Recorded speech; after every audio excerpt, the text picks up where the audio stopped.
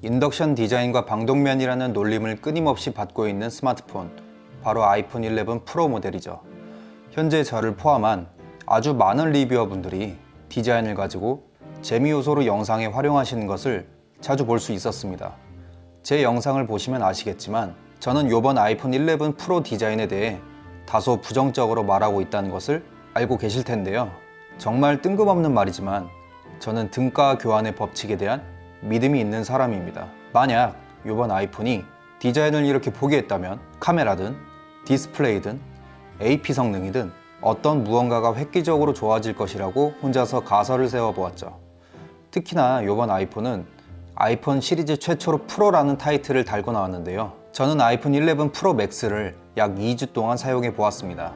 만약 이번 아이폰의 성능이 프로라는 네이밍에 걸맞는 정도의 능력을 보여준다면 디자인을 포기한 대가를 성능으로 채운 것이기 때문에 등가 교환의 법칙이 성립한다고 볼 수 있겠죠. 물론 포기한 디자인과 성능이 등가인지 아닌지는 개개인의 판단의 차이지만요.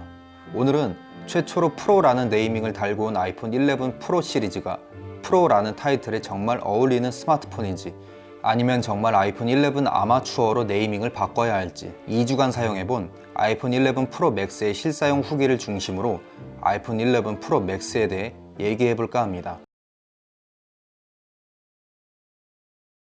제가 이번 아이폰을 받자마자 바로 실험해본 것이 바로 카메라 성능 및 기능이었습니다. 애플은 이번 키노트에서 카메라에 아주 큰 자신감을 보여주었고 아이폰에 여러가지 카메라 기능들을 추가했는데요. 대표적으로 디퓨전, 야간 모드, 초광각 카메라, 그리고 슬로우 P라고 불리는 전면 카메라 슬로우 모션 등등이 있었죠. 디퓨전 같은 경우엔 9장의 사진을 합쳐서 아주 높은 화질의 사진을 얻어내는 방법인데, 일단 결론부터 말씀드리자면 결과물 자체는 매우 훌륭한 편입니다. 노트 10 플러스의 사진과 비교를 했을 때도 디퓨전을 사용하는 경우 더 디테일한 결과물을 얻어낼 수 있었습니다. 특정 상황에서는요. 현재는 베타 버전에 불과하기 때문에 추후 정식으로 나오게 되면 디퓨전 메인 영상을 따로 제작해 올려보도록 하겠습니다. 나이트 모드는 제가 전에 올렸던 영상처럼 장족의 발전을 이루었다고 말씀드릴 수 있는데요. 기존 아이폰을 사용하셨던 분들이라면 어두운 곳에서의 아이폰의 사진이 얼마나 처참한 수준이었는지 다들 알고 계실 겁니다. 저도 그런 부분들이 아주 많은 불만이었고요. 근데 이번에 아이폰에 나이트 모드가 생기면서 이런 부분들이 아주 많이 해소가 되었다고 생각했습니다. 저번 영상에서는 일반적인 야경에서의 사진을 찍어 보았는데요. 아주 어두운 극한의 어두움에서의 성능을 궁금해 하시는 분들이 워낙 많아서 이번엔 저도 하늘의 별 사진을 찍어 보았습니다. 갤럭시는 노출 시간을 정할 수가 없는 반면 아이폰은 아주 어두운 부분에서 거의 30초가량의 장노출 촬영이 가능해서 유리한 부분이 분명히 있으니까요. 예상대로 아주 훌륭한 품질의 사진을 얻을 수 있었습니다. 이런 원본 사진에서 약간의 보정만 거치면 정말 아름다운 별 사진을 얻을 수 있었죠. 다만 전면 카메라에서는 나이트 모드를 사용할 수 없다는 점은 다소 아쉬웠습니다. 셀카를 찍을 때는 나이트 모드를 사용할 수 없다는 뜻이어서 셀피를 주로 찍으시는 분들에게는 다소 불만이 있을 것이라 생각이 들었습니다. 참고로 갤럭시 노트 10 플러스에서는 가능했었고요. 그 외에도 촬영 버튼을 누른 상태에서 오른쪽으로 밀면 동영상이 촬영되고 왼쪽으로 밀면 사진 연사가 가능해서 좀 더 편리한 카메라 사용을 할 수가 있어 본인이 촬영하고자 하는 피사체가 급작스럽게 움직이는 경우에 사진이면 사진, 영상이면 영상, 본인이 원하는 대로 편하게 사용할 수가 있어 편리함을 느낄 수 있었고, 전면 카메라에서 슬로우 모션을 찍을 수 있는 슬로우 P 경우에 인싸되고 싶다그램과 같은 SNS에서 우스꽝스러운 모습을 담아 올리는 것을 좋아하시는 분들이 꽤 좋아할 것이라는 생각이 들었습니다. 물론 프로라는 네이밍에 걸맞지 않게 다소 부족한 부분들도 분명히 있었는데요. 바로 스토리지였죠. 제가 영상을 찍으면서 요즘 느끼는 점이 넉넉한 저장 공간을 확보하는 것이 정말 중요하구나라는 것을 느끼고 있습니다. 그래서 프로 사진 작가분들이나 필름 메이커분들이 사용하는 풀프레임 카메라 등을 보면 SD카드를 2장씩 장착이 가능하게 만들어 두었죠.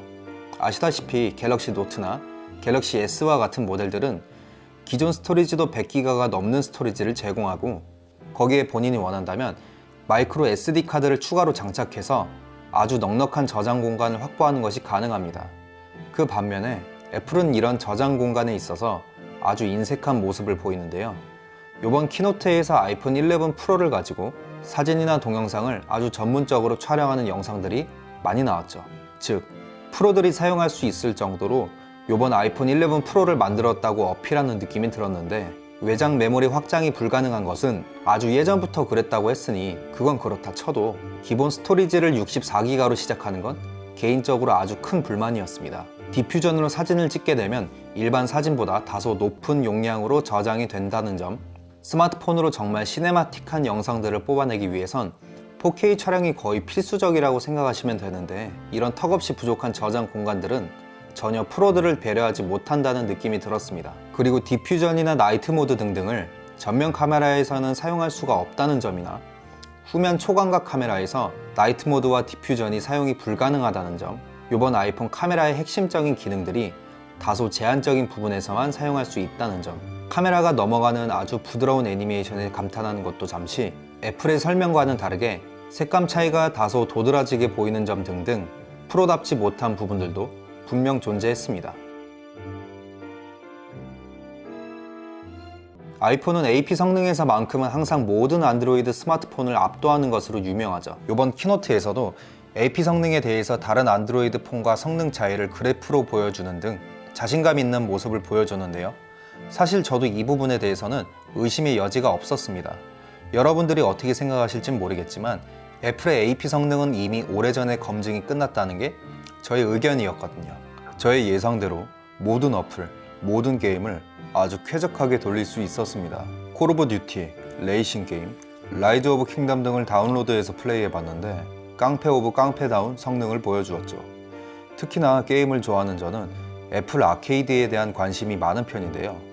아이폰 11 프로 시리즈의 AP 성능에 애플 아케이드라는 애플만의 게임 컨텐츠의 조합은 아주 강한 잠재력을 지니고 있다고 생각이 들었습니다. 앞으로 애플 아케이드의 고퀄리티의 게임이 지속적으로 나온다면 애플의 아주 강력한 무기가 될 수 있다는 생각이 들었으니까요. 참고로 발열은 저 같은 경우엔 경험하지는 못했습니다.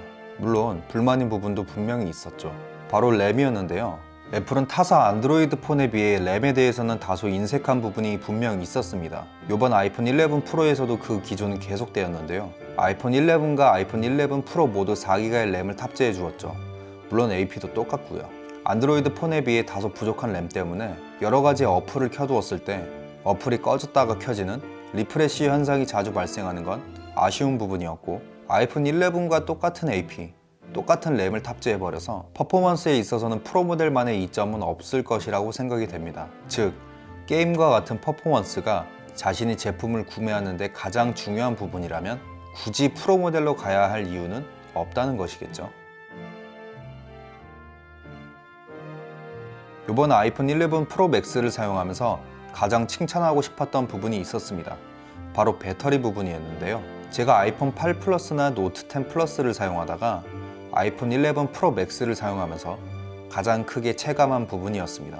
저 같은 경우 아이폰 8 플러스를 사용할 때 오후 출근인 날을 기준으로 보면 아침 8시에 100%의 상태로 시작해서 저녁 6시만 돼도 배터리가 20%로 떨어져서 가슴을 조마조마하게 지내던 날이 하루 이틀이 아니었는데요. 아이폰 11 프로 맥스 같은 경우 최대한 사용 패턴을 비슷하게 해도 저녁 6시가 됐을 때 48% 정도의 배터리가 남겨져 있었습니다. 배터리 실험을 위해 노트 10 플러스와 아이폰 프로 맥스를 100%의 배터리로 만들어 놓고 1시간 동안 영상을 틀어 놓은 뒤 확인을 해 보았는데요. 그 결과 영상을 1시간 동안 시청했을 때 노트는 배터리의 10%가 소진되었고 아이폰 11 프로 맥스는 9%가 소진되었습니다. 별 차이 안 나는데?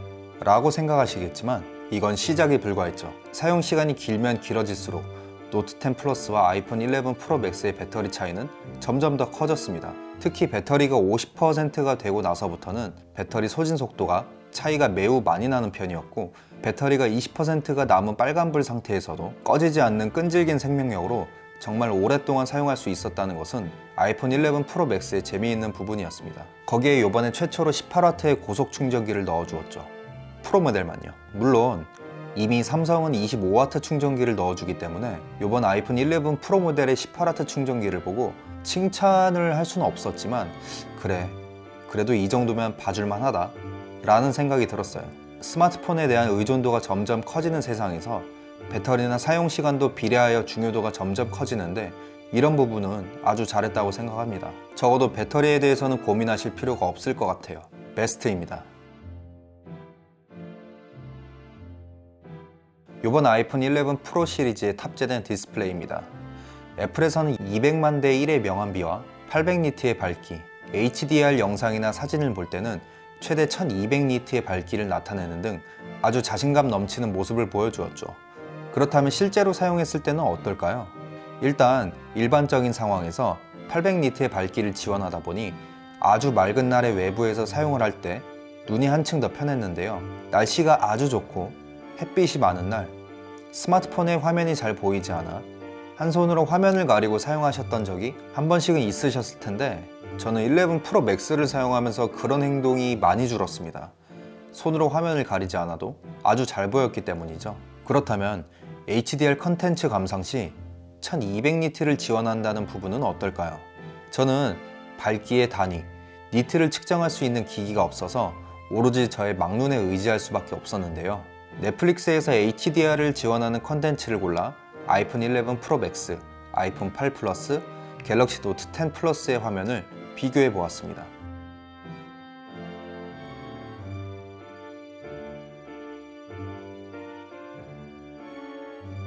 일단 육안으로 봤을 때는 아이폰 11 프로 맥스가 가장 밝게 보인다는 것이 저의 판단이었습니다.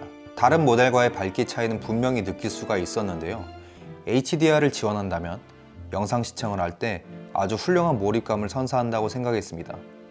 하지만 갤럭시 노트 10 플러스도 우수한 화질 및 밝기를 보여준다는 점, 그리고 아이폰 8 플러스도 LCD치고는 의외의 선전하는 모습을 보여주어서 아이폰 11 프로 맥스가 밝기 면에서는 가장 좋았지만 그 외의 전체적인 화질 같은 경우엔 넘사벽이라고까지 얘기하긴 조금 애매한 부분이 있었습니다. 밝기 같은 경우에도 상대적으로 아이폰 11 프로 맥스가 좋았던 것이지 노트 10 플러스나 아이폰 8 플러스가 어두워서 못 쓰겠다? 아이폰 11 프로 맥스로 영화를 보다가 다른 걸로 보니 못 봐주겠다? 그런 건 절대 아니니까요. 쉽게 말씀드리자면 세 가지 전부 다 좋다. 단 아이폰 11 프로 맥스는 더 좋다 라고 생각을 하시면 될 것 같아요. 아이폰 11 프로 맥스 훌륭합니다. 물론 개인적으로 디자인에 대한 아쉬움은 많이 들었지만 그 외에 전반적으로 우리가 게임을 하거나 영상 시청을 하고 사진을 찍는 등 스마트폰을 사용하면서 가장 많이 사용하는 기능들을 기준으로 봤을 때는 노트 10 플러스에 비해 AP 성능, 배터리, 디스플레이 등등 더 좋다고 느낀 부분이 분명 존재하니까요. 그러나 문제는 역시 가격이죠.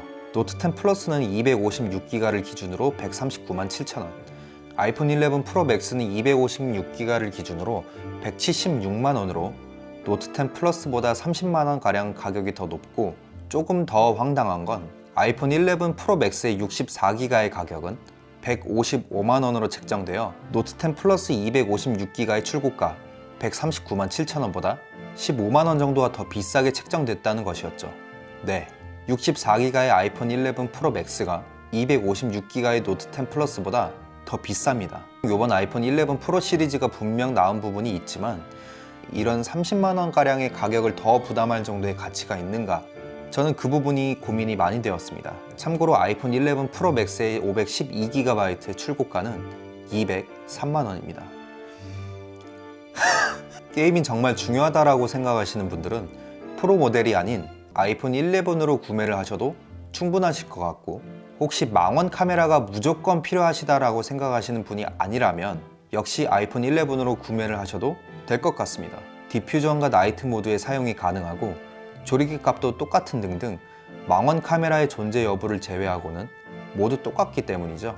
그리고 돌비 애트모스를 지원해서 더 풍부한 사운드 경험을 제공한다는 점, 갤럭시는 점점 가벼워지는 상황에서 이번 아이폰은 오히려 무게가 늘어나고 있다는 점, 기타 장단점 또한 존재했습니다.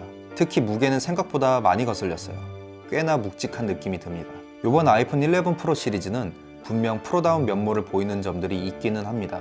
하지만 제가 앞서 말씀드렸던 것처럼 정말 좋다가도 아니 이걸 왜? 라는 말이 자동으로 튀어나올 정도로 프로답지 못한 모습을 보이는 부분도 분명 있다고 생각을 합니다. 개인적으로 저는 프로라는 말이 주는 무게감이 분명 존재한다고 생각을 해요.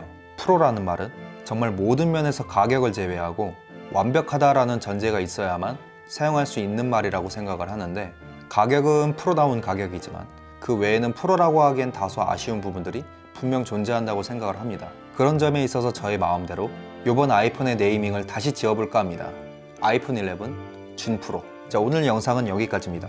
부족한 제 영상을 봐주셔서 진심으로 감사드리고 지금까지 신하브로였습니다.